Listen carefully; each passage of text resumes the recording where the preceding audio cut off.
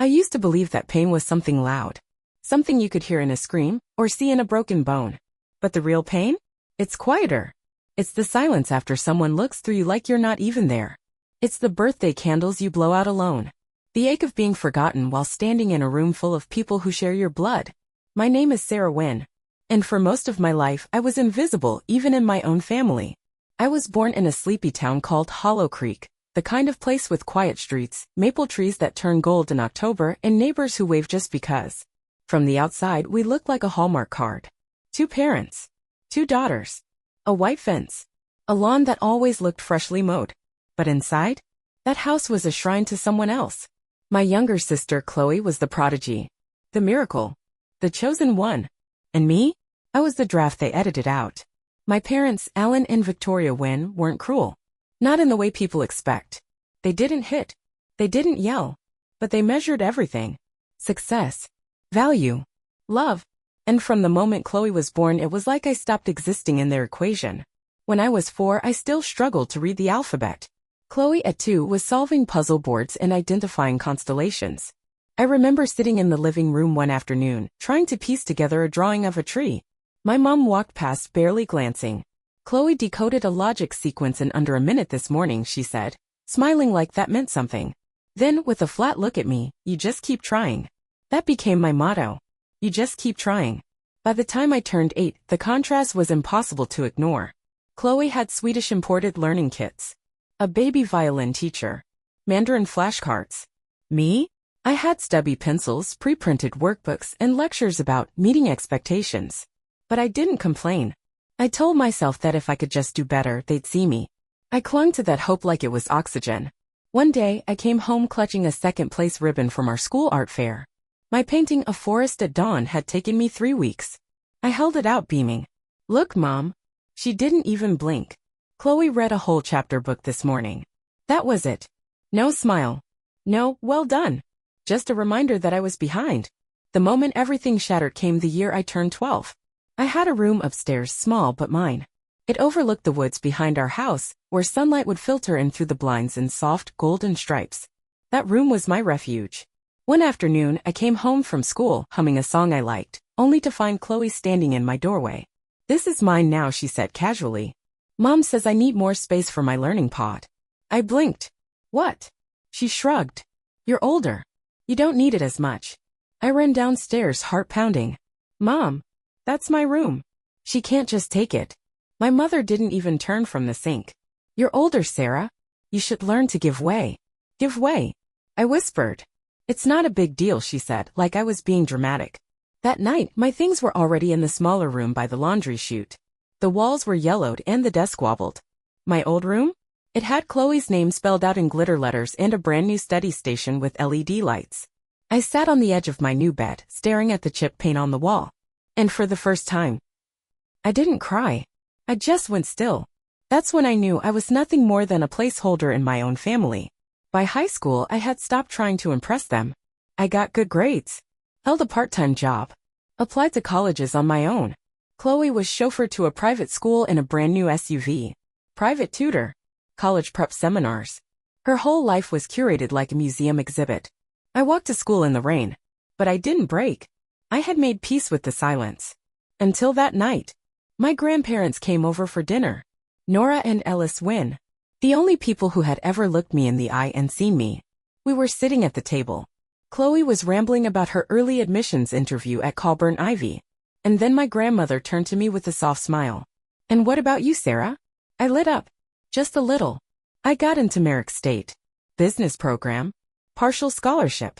I barely finished before my mom cut in. Her fork hit the plate like a warning shot. Sarah, she said. We've talked. Your father and I won't be able to help with tuition. I blinked. What? Dad didn't even look up. We need to prioritize Chloe. Her prep school is investing in her college pathway.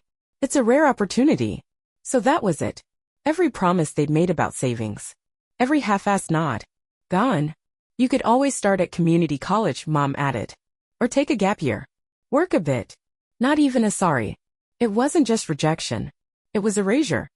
Later that night, as I stood in the kitchen scraping lasagna into the trash, Grandma Nora came beside me and placed a hand on my shoulder. You don't have to carry this anymore, she whispered. We'll pay for Merrick. All of it. I turned to her, shaking. But that's too much. It's not too much, she smiled. It's called belief. And just like that, I felt something inside me crack and rearrange. Not out of pain. Out of clarity. They would never see me, not unless I made it impossible to ignore me.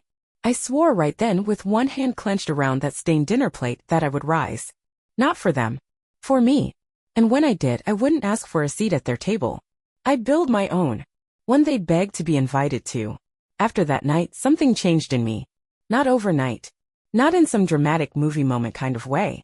But slowly. Quietly. Like frost turning to fire beneath my skin. I moved into the dorms at Merrick State University 2 weeks before classes started. My parents didn't help pack. My dad gave me a stiff pat on the shoulder and my mom said, "Be smart with your money. You won't be getting more." Chloe didn't even say goodbye. I dragged my suitcase down the walkway, one wheel squeaking over the cracks, and never looked back. College was different. Freeing. Brutal but honest. No one there cared who my sister was. No one looked at me like I was a disappointment. I wasn't the less gifted daughter anymore. I was just Sarah. I worked every part-time shift I could get. Cafes. Campus bookstore. Data entry for professors. I barely slept. But I was alive. I started to see how the world really worked, not through praise or privilege, but grit. Pattern recognition. Timing. In the quiet corners of the library, I fell in love with strategy. While others memorized stock formulas and buzzwords, I studied behavior, the way fear moved markets faster than numbers. The way emotion shaped investment decisions more than logic ever could. I didn't realize it yet, but I was building something. A system. A lens. A weapon. I called it Nova, my own risk analysis model, stitched together from psychology papers, Reddit trends, and late-night coffee-fueled epiphanies. It was rough. Imperfect. But it worked. By junior year, I had professors pulling me aside, asking how I predicted consumer trends 2 quarters out. "You think like a shark in still water," Dr. Lean told me once. Silent. But lethal. That was the first compliment that ever felt real. Then came the internship. Davenport Gray Capital, a prestigious investment firm in Iron City. Competitive as hell. But I got in. Not because of grades. Not because of connections. Because of a presentation I gave on market psychology that made the room go dead silent. It was the summer I stopped apologizing for taking up space. I wasn't the intern fetching coffee. I was the one building predictive models that made junior analysts nervous. By the end of the summer, the CFO called me into her office. "You think like no one I've met," she said, tapping the edge of my printed model. "Finish school. Call me." I walked out of that office with my heart pounding. Not from excitement, but from the sudden weight of possibility. For the first time in my life, I didn't just believe I could make it. I knew I would. And then came the letter. It arrived during my final year, a fancy envelope with silver trim and my full name printed across the front. Victoria Wynne. My mother's handwriting. I almost didn't open it. Inside was a wedding invitation. Not mine. Chloe's. She was marrying some finance golden boy. A hedge fund heir. The wedding was set to take place at Hollow Creek Manor, the most expensive venue in the county. A note was clipped inside. "We'd love for you to attend. Chloe wants you there. It would mean a lot to the family. No, dear Sarah. No, how have you been?" Just an order dressed as an invitation. I stared at it for a long time. Then laughed. They only remembered me now when it was time for appearances. When a seat needed filling. I didn't respond. Instead, I stayed focused. Graduated top of my class. Got hired full-time at Davenport Gray. And in my first year, I did something no analyst had ever done before. I used Nova to predict the collapse of a boutique tech stock before it triggered a chain reaction. Everyone else thought it was a unicorn.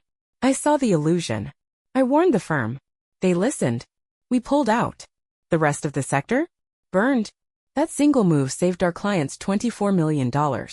After that, the board took notice. I got promoted. Twice.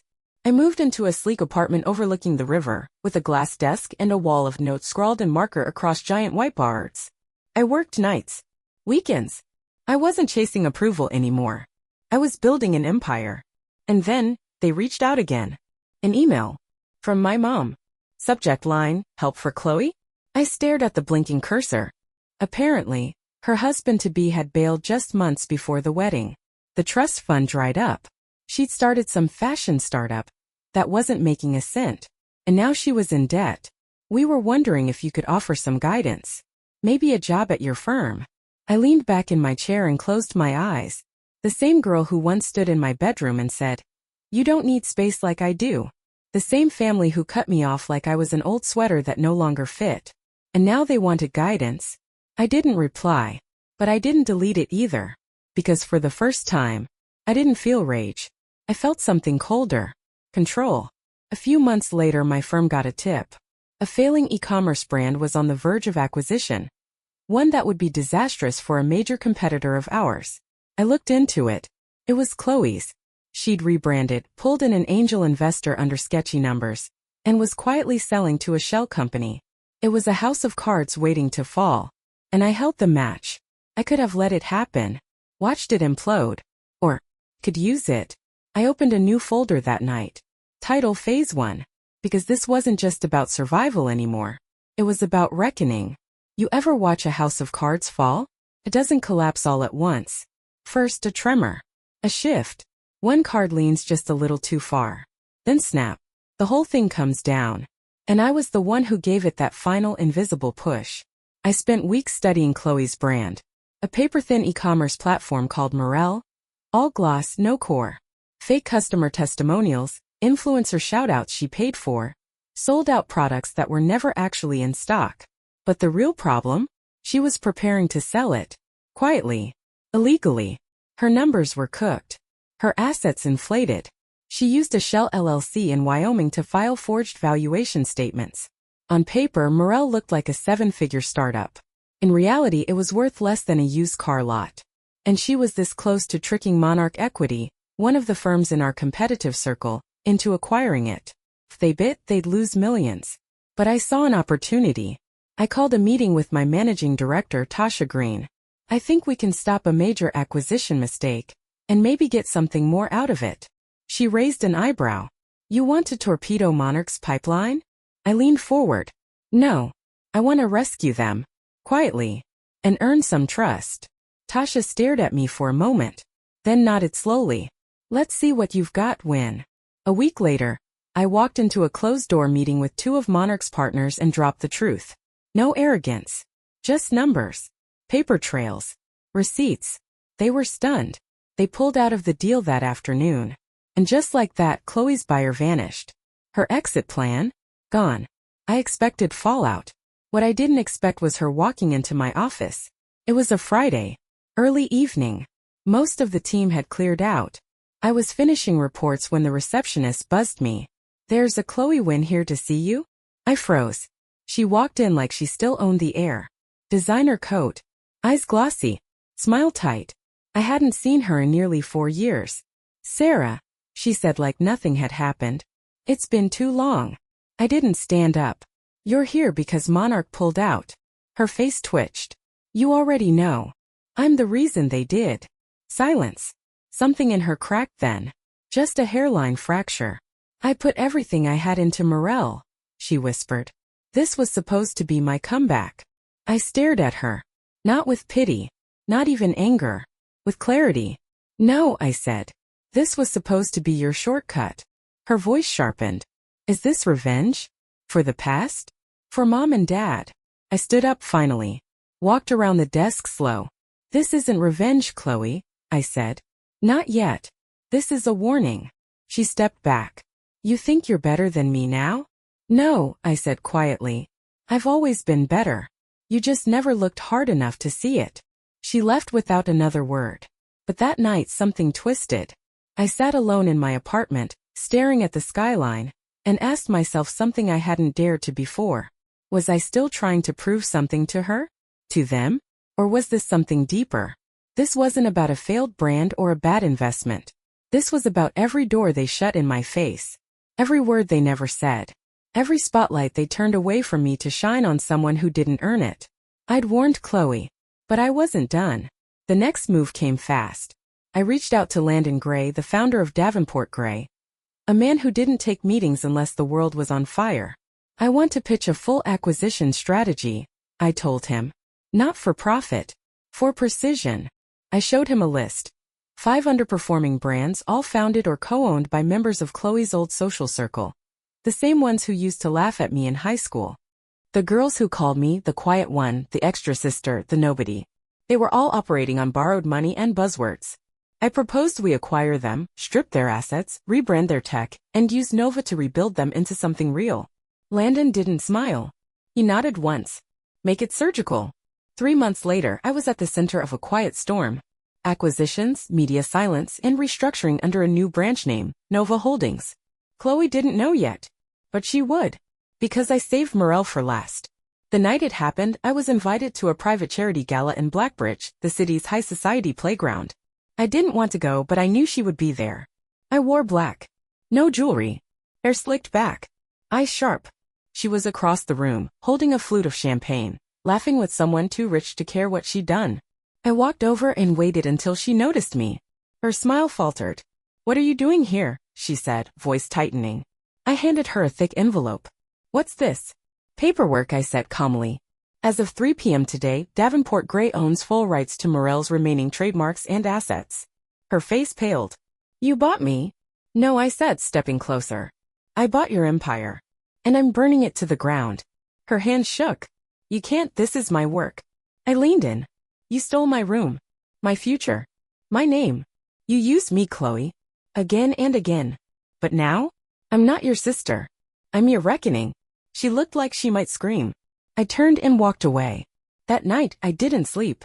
Not because I regretted it, but because I realized something terrifying. I liked it. Not the cruelty, but the control. The sharp, clean click of justice. And I knew, standing alone by the window with the city glowing beneath me. I hadn't reached the edge yet, but I was damn close. You think revenge ends when they fall, but it doesn't. Because after the fall, you're still standing. And you're not the same. You're colder, quieter, sharper. And once you've tasted that kind of power, you start to wonder what else you can take back. What else you can fix. What else you can burn. After Morel collapsed, Chloe disappeared. She scrubbed her socials. Moved back home. I didn't hear from her. But that wasn't the end. It was only the first domino. What I hadn't expected was the invitation. A white envelope. No stamp. Hand-delivered to my apartment. Inside, a card with embossed edges. "You're invited to a private celebration of Chloe Wynn's engagement. Hosted by Alan and Victoria Wynn." The date? 2 weeks from now. The venue? My childhood home. The same house where I was erased again and again. At the bottom of the invite in faint cursive. "Family reunites when it matters most." I should have tossed it. But something inside me snapped. Not with anger. With clarity. They weren't just trying to celebrate her. They were trying to rewrite the story. Again. Rewrite who mattered. Who earned the applause. They forgot something though. This time I had the pen.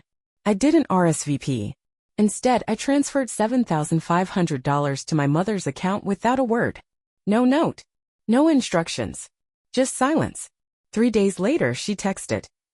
"Thank you. We'll make it beautiful." I smiled. "Oh, I'm counting on it." The day of the party, I arrived 15 minutes late. Let the anticipation build. I wore a sleek dark emerald dress, tailored at the waist, minimalist jewelry, and heels that echoed through the hallway like a metronome counting down to impact. The house was glowing. Gold-trimmed candles. Imported orchids. Laughter and clinking glasses. I spotted my grandparents first, standing by the fireplace looking tired. Then Chloe, descending the stairs in a crimson gown, hand in hand with a man I'd never seen. As I stepped toward the center of the room, I raised my glass ready to speak. But my mother beat me to it. She stood, smiling like a politician, and said, "We're gathered here today not just to reconnect, but to celebrate something truly special." She turned to Chloe and the stranger. "Chloe and Andrew are officially engaged." Applause. Cheers. Champagne overflowing. I stood frozen. My throat tight. My jaw locked. My money. My party. My name, E. And they used it to crown her again. I turned to my father. He stepped forward and gripped my wrist like steel. "Don't ruin this," he hissed. "You make a scene now, you lose everything. No contact. No inheritance. You're out. For good." I pulled my arm away. And then I walked straight into the fire. I raised my glass. "Excuse me." Just a moment. The room went quiet. Clinking stopped. Heads turned. Chloe's smile froze mid-frame. "This event was originally planned to mark a different milestone," I began. "Last month I was appointed senior partner at Davenport Gray, one of the youngest in the firm's history." Gasps. Whispers. And I sent the money to host this gathering. To share that moment with the people I thought were still my family. I turned to my mother. She agreed. And never once mentioned it would become this. I paused. Let it sink in. I'm not angry about the engagement, I said. I'm furious that you erased me again. That you hijacked my moment, just like you did when I was a child. When Chloe got my room. My praise. My future. Andrew looked at Chloe. You told me this was just a family dinner. Chloe's voice cracked. I was going to tell you. I didn't think You used your sister's money to announce our engagement? He asked, his voice low. What kind of person does that? He set down his glass and walked out. Chloe ran after him, calling his name, but the front door slammed before she reached it. Silence fell like snow. My father exploded. You just couldn't let her have one thing, could you? You should have known your place, Sarah. No, I said, voice steady. I finally know it. And it's not under your table anymore. My mother's voice rose. You don't get to come in here and humiliate your sister. She humiliated herself, I cut in. You all did. You fed her lies and let her believe the world owed her something. My mom stepped forward, face flushed with rage. If you walk out of this house, you're nothing to us. You'll get nothing. That's when my grandfather spoke. His voice was soft, but final. Then let's make it official. Everyone turned. He stepped forward, holding my grandmother's hand. We changed our will 3 months ago, Grandma Nora said. The estate. The shares. The house. It's all going to Sarah. My mother gasped. You can't, she's not the bloodline. She's the only one who earned it, Grandpa said. She didn't lie. She didn't cheat. She never asked for more than respect. And she gave more than any of you ever deserved. Chloe had returned, red-faced, mascara smudged. Her hands clenched at her sides. You've always been jealous of me, she snapped. You can't stand that I shine. You don't shine, Chloe, I said. You reflect. Off other people's light. Off other people's money. Off mine. Tears filled her eyes. But I didn't feel satisfaction. Just release. Like I was finally letting go of a weight I didn't even realize I'd been carrying. I turned to my grandparents. I don't need the inheritance, I whispered. We know, Grandma said, smiling gently. And that's why you deserve it more than anyone. I walked toward the door, past the stunned faces. Past the family that only saw me when it was convenient. And as I reached the porch, my grandfather placed a hand on my shoulder. You've done enough, he said softly. Now live. Outside the air was crisp. The stars were out. The same yard I used to drag my suitcase through now felt like the edge of something else. Not an ending. A beginning. It's been 3 years since that night. The night I walked out of my parents' house, not in shame, not in silence, but in sovereignty. No screaming. No apologies. Just the truth laid bare. And when the door closed behind me, it didn't slam. It sealed. A chapter ended. A cycle snapped. And I never looked back. After that, everything moved fast. I poured myself into Nova Holdings, the firm I had quietly built from fractured pieces and reclaimed power. I led mergers. Predicted market swings others called impossible. My team, loyal, razor-sharp, brilliant, followed me into the storm every time. And we kept winning. When the CEO of Davenport Gray, Landon Gray himself, announced his retirement, no one saw it coming. What they saw even less was who he named as successor. Me. At 30, I became the youngest female CEO in the firm's 60-year history. Cameras flashed. Articles praised. Boards gasped. But I didn't do it for headlines. I did it because for the first time in my life, I had built something no one could take from me. And I had done it without them. The day the appointment went public, I stood in the executive boardroom, staring out over the skyline. I didn't feel victorious. I felt clean. Like every scar had finally scabbed over. I picked up my phone and dialed the only 2 people who had ever believed in me without condition. Grandma Nora. Grandpa Ellis. I did it, I said. Grandpa chuckled on the other end. Took you long enough. And then Grandma added something I'll never forget. You were always the one, Sarah. You just needed the world to catch up. Back in Hollow Creek, things weren't the same. Chloe never married. After Andrew left her at the party, her life unraveled fast. The startup world quietly blacklisted her after the Morel fallout.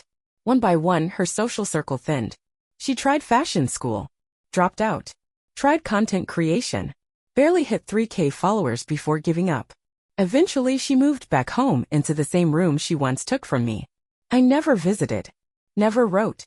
And I never once wondered if she changed. Because some people only change when they lose their reflection. My parents? Still there. Same house.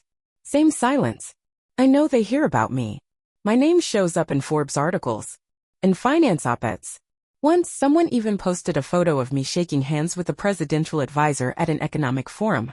Still, they never reached out. They don't dare. They know I don't need them anymore. They lost that power the moment they weaponized my love, my loyalty, my silence. I am no longer the girl who yields. Every Sunday, I have dinner at my grandparents' house. Red brick. Ivy-wrapped porch. Smells like lemon pie and old books. We toast bread. Laugh over mismatched mugs. Flip through albums I once tried to forget. They never ask if I'm lonely. Because they know I'm not. I'm whole. One spring afternoon, I was walking through the lobby after a strategy summit when I saw her. Chloe. Thinner. Hair tied too tight. That same designer coat like armor. She didn't wait for pleasantries. I'm not here to apologize, she said quickly. Of course not, I replied. I just want to know how you did it, she said, I searching. How you got so far without anyone lifting you up. I looked at her. Not angry. Not smug. Just calm. I didn't start ahead, Chloe, I said. But that's when I learned to build momentum. Alone. She stared at me. No one ever carried me. And that's why I don't fall when they let go. She opened her mouth. Closed it. Then turned. And walked out of my building without saying another word. And I let her go. Not every story ends with fire. Sometimes the silence is the revenge. Knowing you won. Knowing you rose while they stayed stuck. Knowing that the version of you they once ignored is the one the world now remembers. Sometimes I still think about that little girl sitting in the smaller room, trying to finish her homework under a flickering light. The one who clutched second-place ribbons like lifelines. The one who stopped crying and started strategizing. She didn't know she'd become this. But I do. And I honor her every time I step into a boardroom. Every time I lead a team. Every time I choose integrity over applause. This story isn't about revenge anymore. It's about reclamation. Of voice. Of worth. Of identity. Because when the world erases you, you have two choices. Shrink. Or redefine the page. I chose the latter. And now? Now I write the narrative.